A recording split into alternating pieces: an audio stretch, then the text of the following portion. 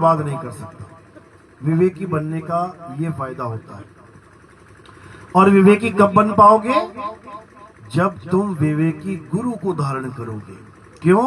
क्योंकि बिना गुरु के ज्ञान नहीं हो सकता, बिना गुरु के विवेक नहीं जाग सकता। कोई कितना सोच ले कि मैं विवेकी बन जाऊं, मैं ऐसे हो जाऊं वैसे, बिना गुरु के विवेकी कोई हो ही नहीं सकता। इसीलिए कबीर साहब समझा रहे हैं, गुरु मेरे सभी बड़े, अपनी अपनी ठौर, शब्द विवेकी पारखी, सो माथे का मोर। कोई कहे कि मैं कोई भी गुरु धारण कर लूं और विवेकी हो जाऊंगा, नहीं हो सकता।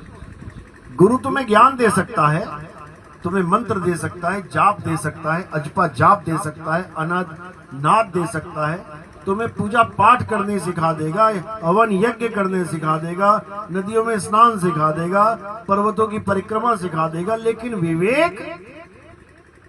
विवेक नहीं दे सकता। क्योंकि जब विवेक आ गया तो ये सभी छूट जाएगा। जब विवेकी गुरु जीवन में आ गया तो जितनों के मैंने नाम लिए ये सब छूट जाएंगे। पूजा छूट जाएगी, पाठ छूट जाएगा, हवन यज्ञ छूट जाएगा, सारी तीर्थ मूर्त सब छूट जाएगा। और क्या रह जाएगा? आत्मज्ञान। विवेकी गुरु हमें क्या देता है? आत्मज्ञान। इसीलिए सब संतों ने विवेकी गुरु को सिर का मोर बताया है कि ठीक है, बाकी गुरु भी ज्ञान दे रहे हैं, अच्छी बात है, चोरी मत करो, ठगी मत करो, ये मत करो, वो मत करो, इससे हटा के राम राम कर ले, श्याम श्याम कर ले, ओम नमः शिवाय जप ले, अल्लाह अल्लाह कर ले, वाहिगुरु वाहिगुरु कर ले, गॉड गॉड, कुछ ना कुछ दे रहे हैं, अच्छी बात है। लेकिन केवल नाम ही दे रहे हैं, वस्तु का ज्ञान नहीं दे रहे हैं। तुम्हें प्यास लगी है, तू पानी पानी जप ले, तुझे भूख लगी है, तू खाना खाना जप ले। ऐसे नहीं होता है, लेकिन शुरुआत ऐसे ही होती है, शुरुआत ऐसे ही होती है। तो जब तक तुम्हें यह नहीं समझ में आया कि करना क्या है, तब तक कुछ नहीं होने वाला। तो क्या करना है? आज सत्संग के माध्यम से अच्छे से समझ लो क्या करना है और क्या छोड़ना है। तो कबीर साहब समझा रहे हैं अपनी वाणी में, कबीर सागर की पहली लाइन में समझा रहे हैं कि सत्य नाम है सार, बूझो संत विवेक करी, उतरो भवजल पार, सतगुरु का उपदेश यही। बस ये दो लाइनें समझ लो तुम, ये दो लाइनें समझ लो कि बेड़ा पार हो जाएगा। क्या करना है? सत्य नाम है सार। तुम्हें सतनाम की खोज करनी है, सतनाम को जानना है, सतनाम समझाने वाला, सतनाम बताने वाला गुरु धारण करना है। सतनाम जपवाने वाला नहीं, सतनाम रटवाने वाला नहीं, सतनाम बताने वाला। तो कह रहे हैं सत्य नाम है सार, बूझो संत विवेक करी, उतरो भवजल पार। बस सतनाम को जान लिया ना क्या है, भवजल पार हो जाओगे। क्योंकि सतनाम कोई मंत्र नहीं है, सतनाम कोई जंतर नहीं है, सतनाम कोई नाम जाप नहीं है कि गुरुजी ने तुम्हें सतनाम जपने को बोल दिया, तुम जपते जपते पार हो जाओगे। नहीं हो सकते। साहिब समझा रहे हैं, अरे मोको कहां ढूंढे रे बंदे, मैं तो तेरे पास में, और ना मैं जप में, ना मैं तप में, ना एकांत निवास में। मैं किसी जप तप से नहीं मिल सकता।